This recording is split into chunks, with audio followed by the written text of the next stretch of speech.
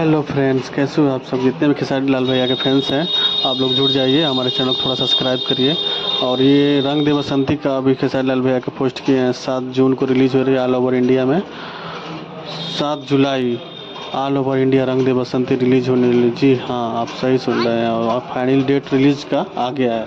आप सबको देखना है फिल्म रंग दे बसंती। बहुत ज़बरदस्त पिक्चर है खेसारी भैया का। आप इसमें देख ही रहे हैं, ट्रेलर देखें हैं आप लोग, कितना ज़बरदस्त ट्रेलर है। 7 जून को ऑल ओवर इंडिया मल्टीप्लेक्स, चाहे कोई भी हो सिनेमा हॉल, सब में रिलीज़ होने वाली है ये पिक्चर। बहुत ज़बरदस्त पिक्चर है।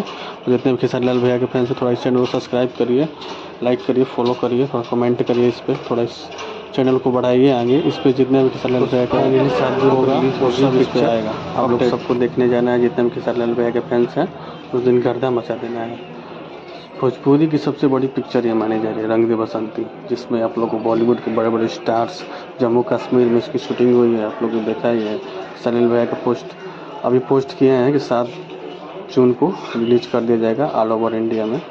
हाँ, फाइनली इसकी डिसीजन हो गया। बहुत विवाद हुआ, लेकिन 7 जून को रिलीज़ करवा रहे हैं अपने खेसारी लाल भैया।